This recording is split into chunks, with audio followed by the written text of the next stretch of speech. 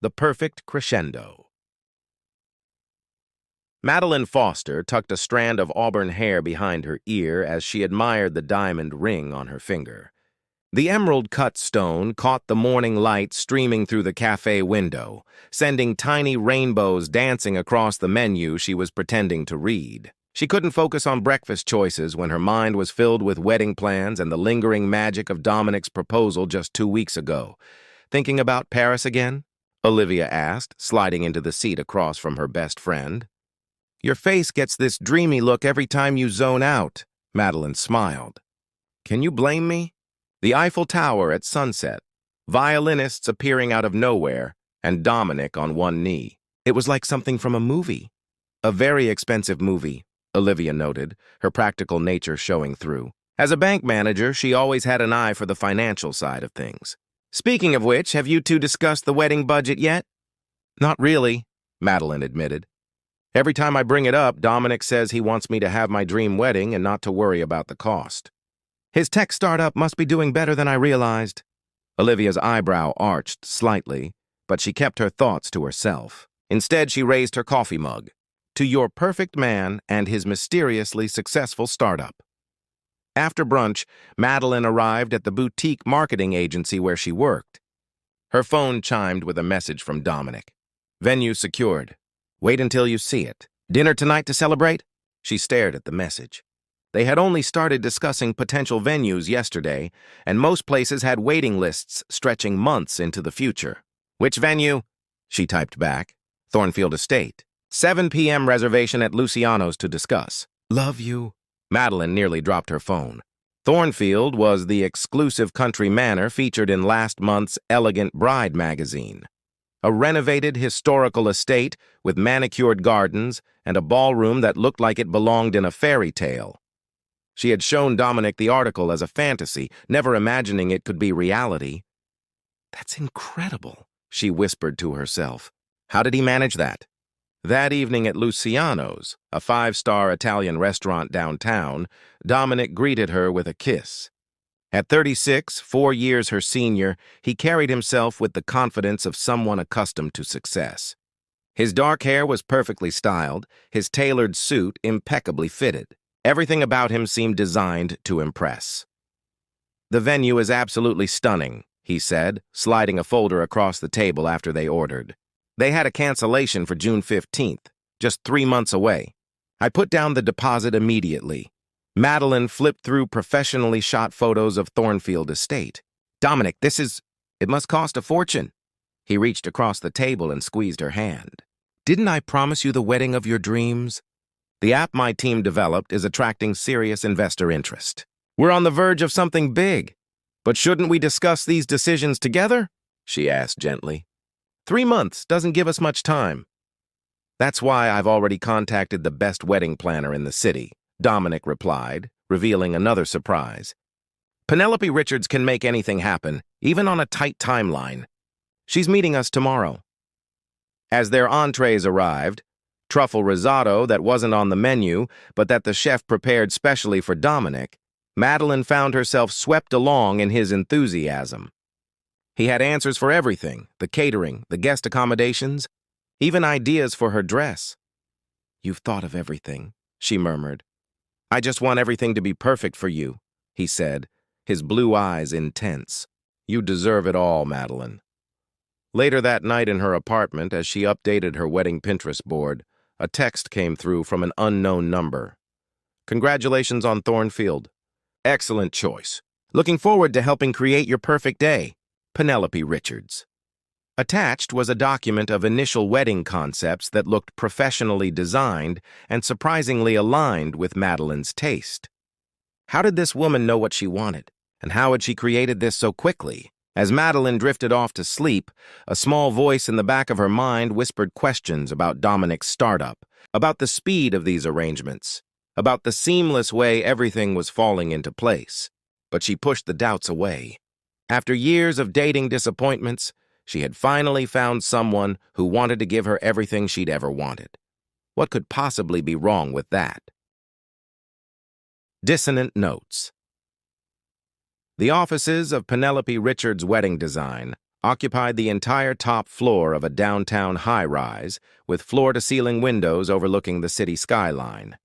Madeline felt underdressed in her simple blouse and pencil skirt as the elevator doors opened to reveal a reception area that resembled a luxury hotel lobby. "Ms. Foster." "Welcome," a sleek assistant greeted her. "Mr. Montgomery called to say he's running 15 minutes late. Ms. Richards is ready for you." Madeline checked her watch. She had taken a long lunch break for this meeting and couldn't afford to wait. "I'll start without him." Penelope Richards was everything Madeline had expected from a top wedding planner, immaculately dressed, intimidatingly efficient, and surrounded by mood boards and sample books. What Madeline hadn't expected was the way Penelope seemed to already know her preferences.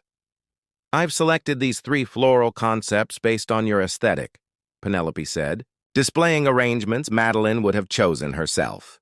"And for the menu, I understand you have a preference for Mediterranean influences with seasonal local produce." Madeline blinked in surprise. "Yes, that's exactly what I like. Did Dominic tell you all this?" Penelope's smile remained professional. "We have a very thorough intake process. Now, regarding the invitations—" "Actually," Madeline interrupted, "I'm curious about the budget." "Dominic hasn't been specific about numbers." A nearly imperceptible pause. "Mr. Montgomery has established a comprehensive account for all wedding expenses. You needn't concern yourself. I'd still like to know the overall budget," Madeline persisted. "I'm not comfortable making decisions without understanding the financial parameters." The planner's perfectly manicured fingers tapped once on her tablet. "Perhaps that's a conversation best had with your fiancé.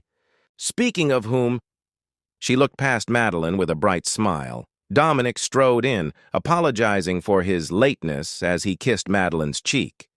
Traffic was brutal. "Have you seen the cake designs?" The meeting continued for another hour, with Dominic and Penelope seeming to communicate in shorthand, occasionally asking for Madeline's approval on details they had clearly already discussed. "The string quartet is confirmed," Penelope noted at one point. "They've received the specific musical selections." "Wait," Madeline said. "I haven't chosen any music yet." Dominic squeezed her hand. "Remember when I asked about your favorite classical pieces? I made some suggestions based on that." Later that week, Madeline met Olivia for their regular Sunday run in the park. After 2 miles of catching up, Madeline finally voiced her growing unease. "Everything's happening so fast and decisions are being made without me. Yesterday, I received an email confirming my first dress fitting at Eloise Couture." Eloise Couture. Olivia nearly tripped. "They design for celebrities and royalty. Their dresses start at 5 figures.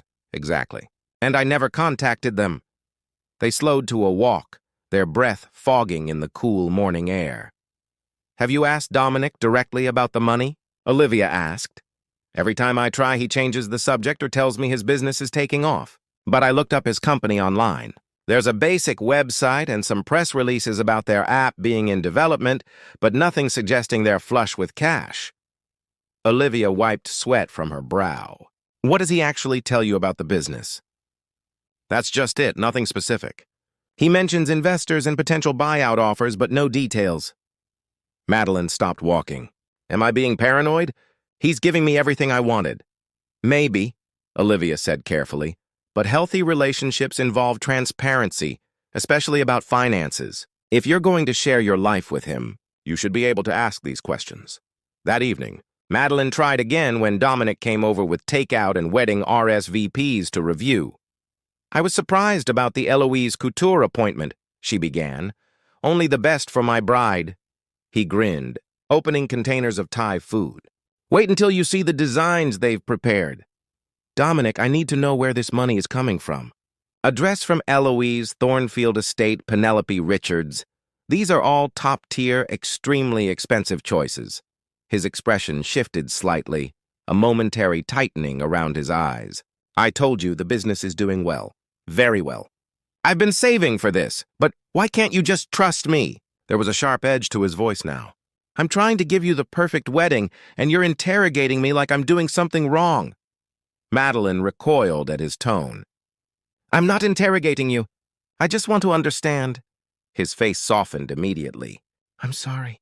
"Work stress." He took her hands. Look, there are some aspects of the business I can't discuss yet. Investor confidentiality agreements. But after the wedding, everything will be transparent. I promise. He kissed her, and Madeline found herself wanting to believe him. But as they reviewed the guest list together, she noticed something odd. Who is Vivian Blackwood? You've added her +1 to the A-list. Dominic's hand froze over his wine glass. Old family friend. Important connection for the business. Something in his tone made Madeline reach for her phone. She typed the name into a search engine while he was focused on the seating chart. The results made her blood run cold. Vivian Blackwood, 38, corporate attorney and venture capitalist. Several images showed her at business events, tall, striking, with dark hair and confident posture. But it was a photo from 3 years ago that stopped Madeline's breath. Vivian in a white dress beside Dominic in a tuxedo, cutting a wedding cake. The caption read, "Power couple Vivian Blackwood and Dominic Montgomery celebrate their nuptials at exclusive Lake Como villa." Madeline stared at her fiancé across the coffee table, a stranger suddenly. "Dominic," she said quietly, "why is your ex-wife on our wedding guest list?" The silence between them stretched like a wire about to snap. The conductor. Behind the curtain. "Ex-wife is such a harsh term," Dominic finally said, his casual tone at odds with the tension in the room. "Vivian and I have maintained a professional relationship since our divorce. She's an important investor in my company." Madeline set her phone down carefully. "When were you planning to mention you'd been married before?" It never seemed relevant. "The marriage lasted barely a year." He sighed, running a hand through his hair. "Look, our split was amicable. Unlike most divorces, we realized we worked better as business partners than spouses." "Business partners," Madeline repeated. "Is she funding our wedding?" "What? No!" Dominic laughed, but it sounded hollow. "That's ridiculous." "Then why is she invited?" "And why didn't you tell me about her?" Dominic moved to sit beside her, taking her hands. "The tech startup world is all about connections. Vivian has important clients who might invest in my company. Having her at the wedding is strategic, nothing more." His explanation seemed reasonable on the surface, but something still felt wrong. After he left that night, promising to be more forthcoming, Madeline couldn't sleep. At 2 a.m., she did something she'd never imagined doing. She logged into Dominic's email account. They had exchanged passwords months ago, a gesture of trust she had never abused until now. Guilt twisted her stomach as she typed, but the nagging questions drove her forward. She searched for Vivian and found hundreds of results. Recent emails discussed wedding details, budget approvals, and guest list additions, all CC'd to Penelope Richards. Further back were discussions about property investments, vacation plans, and monthly allowance transfers. Monthly allowances? Madeline's hands trembled as she opened an email from 6 months ago. "Dom, transferred the usual amount plus extra for the ring you mentioned. Remember our agreement, nothing over 3 carats without my approval. If she's the one, as you claim, I expect to review the prenup draft next month." Nausea rose in her throat. There were more emails stretching back 2 years, before she'd even met Dominic. References to the new girlfriend and "this one seems promising" peppered the conversations. By dawn, Madeline had uncovered the truth. Dominic's company existed mainly on paper. His apartment, car, and lifestyle were funded by Vivian, who maintained control over his finances through a complex arrangement established in their divorce settlement. In exchange for her ongoing investment, she retained oversight of his personal and professional decisions, including, apparently, his next marriage. Madeline called in sick to work and spent the day in a daze. Around noon, she drove to the address listed for Vivian Blackwood's law firm. She had no plan, just an overwhelming need to see this woman in person. The receptionist at Blackwood and Associates recognized her immediately. "Ms. Foster, what a pleasant surprise. Ms. Blackwood mentioned you might stop by sometime for lunch. She's in a meeting, but I can let her know you're here. She mentioned me?" Madeline stammered. "Of course. She's been very involved in planning your special day." 20 minutes later, Madeline found herself seated across from Vivian Blackwood in the firm's private dining room. In person, Vivian was even more intimidating, elegant, poised, and watching Madeline with the calculating gaze of a chess player. "I wondered when you'd figure it out," Vivian said, sipping sparkling water. "You lasted longer than the others." "Most start asking uncomfortable questions within a month of the engagement. Others?" Madeline's voice was barely audible. "You're the third fiancé." The first became suspicious when she found the prenup draft in Dominic's briefcase. The second actually made it to the altar before backing out. Vivian's smile was chilling. "You seem different, though, more adaptable." "Why are you doing this?" Vivian leaned forward. "Dominic has extraordinary potential, but terrible financial instincts. Our arrangement benefits us both. He maintains the lifestyle he enjoys, and I retain a charming business partner who attracts clients and investors with his charisma. And where do I fit into this sick arrangement? Dominic wants the traditional family life, wife, children, the picket fence fantasy. I have no interest in that role, but it keeps him motivated." Vivian studied her manicure. "The women he chooses are always similar, creative, nurturing, financially unsophisticated. Easy to manage." Madeline felt ill. "Did you really write his wedding vows?" Vivian laughed. "He has many talents, but poetic expression isn't among them. I ghostwrite all his important correspondence. You should see the love letters in his drafts folder, ready to send on appropriate anniversaries." "This is insane." "It's business," Vivian corrected, "and potentially lucrative for you. The prenup is generous. Play your role, make him happy, provide the domestic stability he craves, and you'll want for nothing. The dress, the venue, the honeymoon, consider them samples of what your life could be. You're talking about me becoming part of your twisted puppet show. I prefer to think of it as a mutually beneficial partnership." Vivian slid a folder across the table. "These are the terms. Review them with your lawyer if you wish, though I assure you they're quite standard apart from my continued involvement in certain financial decisions." Madeline stood, knocking her chair backward. "You're both delusional if you think I would agree to this." As she turned to leave, Vivian called after her. "The invitations have already been sent, Madeline. Think carefully about the scandal of canceling. Your family has already booked their flights, haven't they?" Outside in the parking garage, Madeline sat in her car and screamed until her throat hurt. Then she called the one person who would understand exactly what she needed to do. "Olivia, I need your help, and possibly a lawyer." Breaking the arrangement. The Orchid Room at Thornfield Estate was designed to accommodate pre-wedding gatherings, with elegant furnishings and soft lighting that flattered everyone. Today, it served a different purpose as Madeline sat composed but pale, flanked by Olivia and Patricia Hernandez, a sharp-eyed attorney who specialized in contract disputes. Across from them, Dominic looked like he hadn't slept, his usual polish dimmed by confusion and anger. Beside him, Vivian maintained her immaculate facade, though her eyes conveyed cold calculation as they assessed the unexpected resistance before her. "Let me be absolutely clear," Patricia stated, tapping a stack of documents.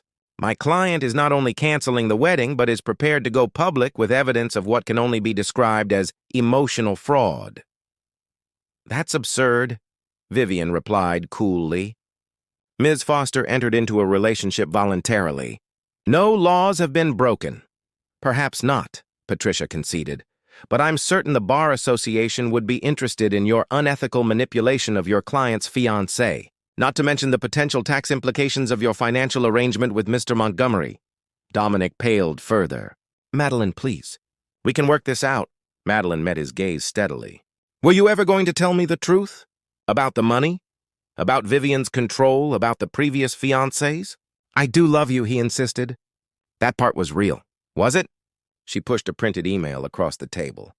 "According to this message from Vivian, you've been saying the same lines, planning the same Paris proposal, choosing the same type of engagement ring for years. Like an actor following a script." Dominic glanced at Vivian, who gave an almost imperceptible shake of her head. "That's all I needed to see," Madeline said quietly. "You're still checking with her before you speak." Patricia outlined their demands: full reimbursement of all expenses Madeline had incurred for the wedding, a signed statement acknowledging the deception, and a legally binding agreement that neither Dominic nor Vivian would contact her again. This is extortion, Vivian argued, though without much conviction. The documents spread before her contained enough evidence of manipulation to cause significant professional damage if made public. This is consequences, Olivia countered, speaking for the first time. Madeline trusted Dominic with her heart and her future. You both treated that trust like a commodity to be traded. After 2 tense hours, agreements were signed. As they prepared to leave, Madeline paused at the door. I'm curious, Vivian. Were you ever going to let him go? Or was this arrangement supposed to continue even after we married? Vivian considered her for a moment. Dominic needs guidance. Eventually, you would have seen that and appreciated my involvement. No, Madeline said. Eventually, I would have discovered that my husband belonged to someone else. Walking out of Thornfield Estate felt like emerging from a dark theater into blinding sunlight, disorienting but clarifying. In the parking lot, Madeline finally allowed herself to cry, painful sobs that left her gasping against Olivia's shoulder. The weeks that followed blurred together.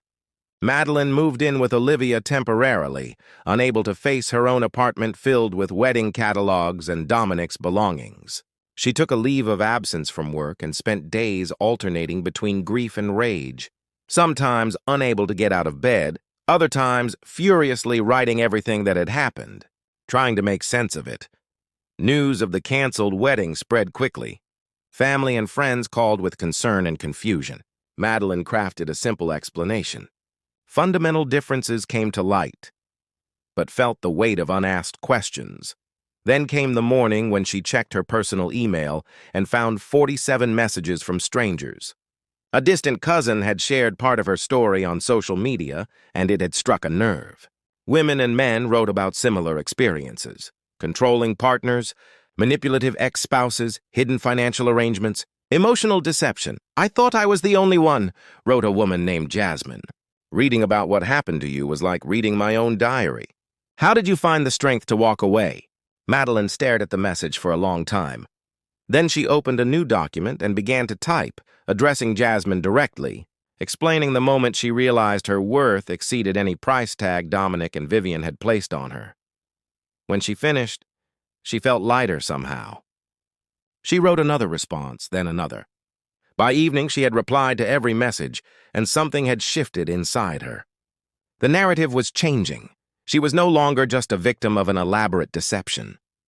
She was becoming something else, a guide for others lost in similar darkness.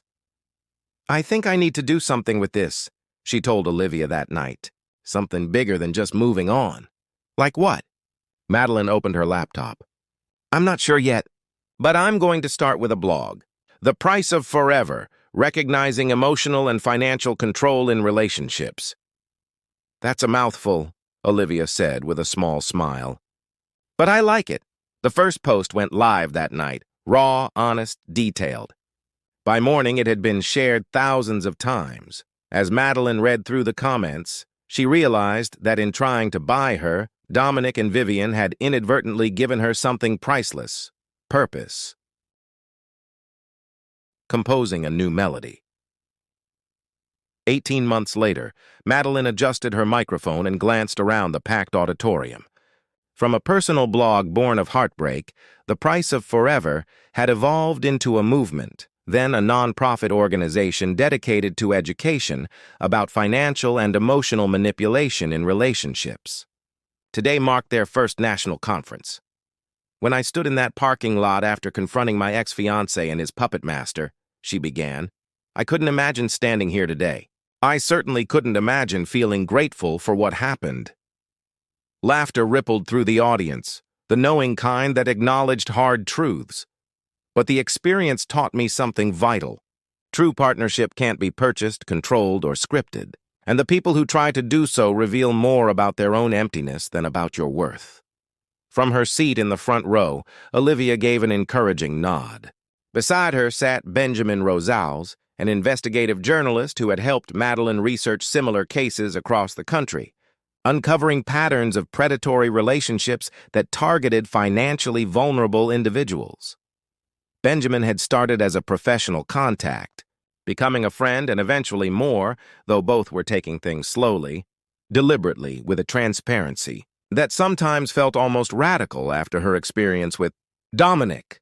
Our organization has now helped over 500 people recognize and escape manipulative relationships, Madeline continued. We've provided legal assistance, financial literacy education, and emotional support to those rebuilding their lives. But perhaps most importantly, we've created a community where these experiences don't have to be suffered in isolation or shame. She gestured to the row of speakers waiting their turn, survivors who had become advocates, therapists specializing in recovery from coercive control, financial advisors teaching independence. Today you'll hear from experts in various fields, but remember that you are also experts in your own experience. Your instincts matter. That little voice that says, "Something isn't right here," deserves to be heard. After the opening session, Madeline was surrounded by attendees sharing their stories, asking questions, seeking guidance. A young woman with nervous hands approached last. "I'm still with him," she confessed quietly. "I found evidence that his family is controlling our relationship, dictating when we can marry, requiring me to sign documents. But I love him." "I thought he loved me too," Madeline recognized the conflict in her eyes, the desperate desire to believe in the relationship versus the growing awareness of manipulation. "Love without respect isn't love," Madeline said gently. "It's possession. And you deserve more than to be someone's possession." Later, at the evening reception, Madeline stepped onto the balcony for a moment of quiet. The city lights spread below like earthbound stars. Benjamin joined her, offering a glass of sparkling water. "Quite a day. You should be proud." "It's still surreal sometimes," she admitted. "I keep thinking about where I would be if I hadn't discovered the truth." "Planning your 3rd anniversary party at Thornfield Estate?" he suggested with a wry smile. "Probably, living in a beautiful cage, wondering why happiness felt just out of reach." They stood in comfortable silence, watching the city. Benjamin had never pushed for more than Madeline was ready to give, understanding that trust needed to be rebuilt slowly, like a muscle that had atrophied. "I got an interesting email today," she said eventually. "From Vivian Blackwood's former assistant." Benjamin raised an eyebrow. "The puppet master has a leak in her operation? Apparently Dominic has been engaged twice more since me with the same pattern. Paris proposal, whirlwind planning, Vivian pulling the strings." Madeline shook her head. "But the most recent fiancé found our website. She's coming to tomorrow's workshop. Does that bother you? That he's still out there doing the same thing?" Madeline considered the question. "A year ago, it would have devastated me. Now it just confirms I made the right choice." She turned to face him. "I'm not that person anymore, the one who measured love by grand gestures and expensive promises." Benjamin's eyes were warm in the soft lighting. "What do you measure it by now?" "Honesty. Equal partnership, the courage to be authentic even when it's difficult." She smiled. "And patience. The willingness to build something real even if it takes time." He didn't need to say that he understood. It was evident in the space he had given her, the respect he had shown for her healing process, the way he had supported her work without trying to control or direct it. Inside the reception, Olivia tapped on a glass, calling everyone's attention for a toast. Madeline and Benjamin rejoined the gathering. "To Madeline," Olivia announced, "who turned betrayal into a beacon for others. And to everyone here who has discovered that the greatest act of love is sometimes walking away from something false to make space for something true." Glasses raised across the room. Madeline felt Benjamin's hand lightly touch the small of her back. Not possessive, just present. As the event wound down and guests departed, Madeline found herself in conversation with Dr. Elena Patel, a researcher studying coercive control in relationships. "What's next for you?" Elena asked. "Your organization is established now, making real impact." Madeline considered the question. "We're developing a curriculum for high schools about healthy relationship economics. And I'm finally finishing the book." "That's the professional answer," Elena noted with a knowing smile. "What about personally?" Madeline glanced across the room at Benjamin, who was deep in conversation with another speaker. learning to trust again, not just others, but myself. The hardest lesson, Elena agreed, especially when your judgment has been so thoroughly undermined. I keep waiting for the other shoe to drop sometimes, Madeline confessed. For the script to appear, for the puppeteer to reveal herself. That hypervigilance is normal after what you experienced. It fades with time and positive experiences. Later that night, after the conference center had emptied and the team had debriefed, Benjamin walked Madeline to her car. "Dinner tomorrow?" he asked. "After the closing session? That new place on Riverside you mentioned wanting to try." Madeline smiled. "I'd like that." As she drove home to the small but bright apartment she'd made her own, she reflected on the twisted path that had led her here. Dominic had promised her forever according to someone else's definition. He had offered a life that looked perfect from the outside but would have slowly hollowed her from within. Instead, she had found something stronger, a purpose that helped others, a community that understood, and the possibility of love based on mutual respect rather than a transaction.